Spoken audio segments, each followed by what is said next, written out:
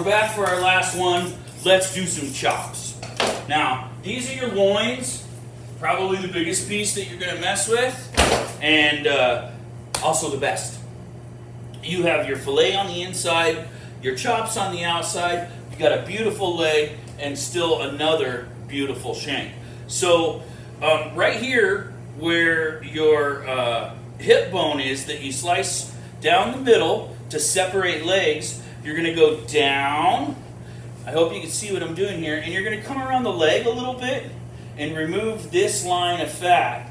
And what that will do is bring you into the middle of the ribs and the loin here, and you come straight back. Now I've made a mark right there. You can see it just there. I'll zip those on the saw. I'm going to clean up my other one so we can really get stuff going on here. Once again, the back leg just coming down around that hip bone right there. And the fat on the leg, it's right here. You can see my hand lifting it up. And you go in and you come straight across for your chops. That's lifted this whole piece of flat up and left me with a loin. We're going to zip them on the saw real quick.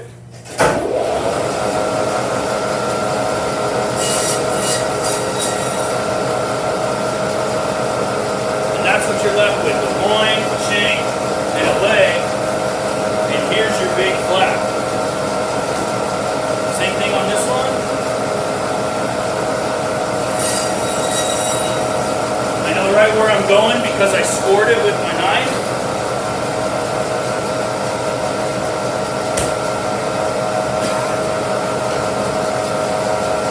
And we're going to cut chops.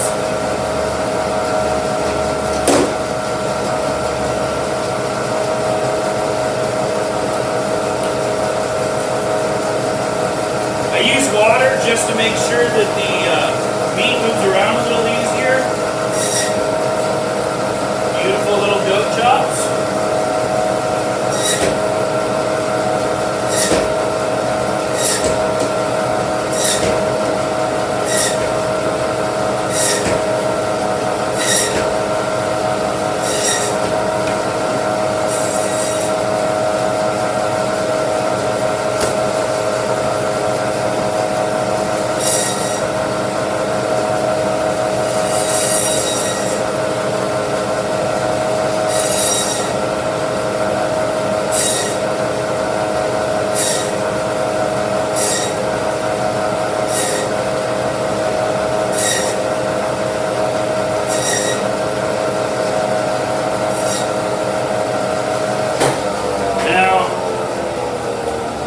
That I cut them and separated the way that I did is so on the ends of the loin, all those same chops stay together in size, just like so.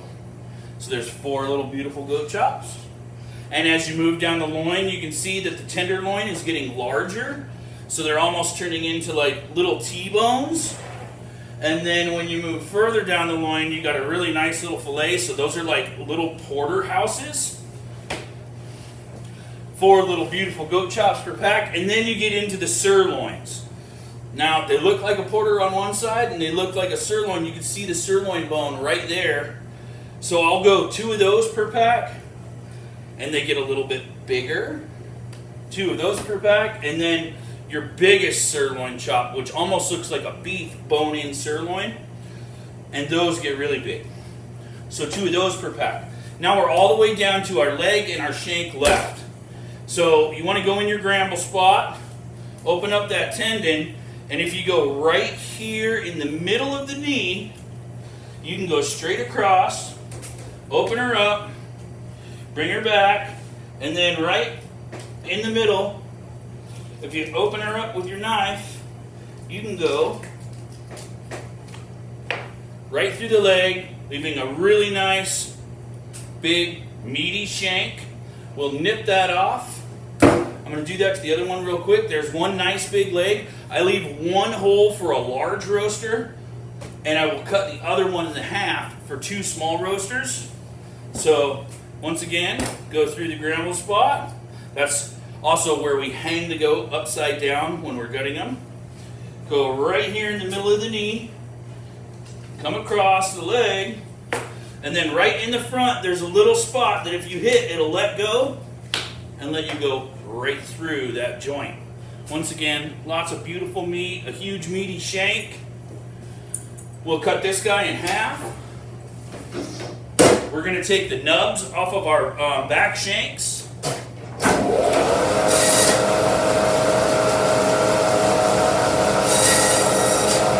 I cracked them again just like the front ones we did.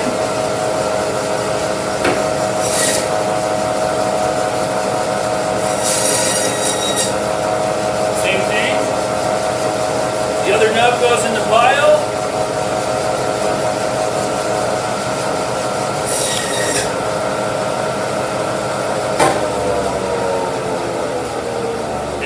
Two beautiful half leg roasts. That is it, you guys. That's how you cut a goat. I've got a bunch of beautiful cuts right here. My flanks, I will just literally sift through and find all the good stew meat. I'll make a good stew meat pile. Make sure you use a bone duster when you're using a saw. Scrape all of your product, wrap it up, throw it in the freezer so you can feed your family. That's good stuff. That's what I love doing. Remember, this is not the only way to cut stuff. Or goat, or a lamb. There's hundreds of different ways to cut things. I personally think it's depending on what you want as your end product. I would have cut things differently. This is a standard way to cut a goat or a lamb. You can literally see this is my pile of waste out of a whole animal. And I will also take this, bag it up, and give it back to the customer.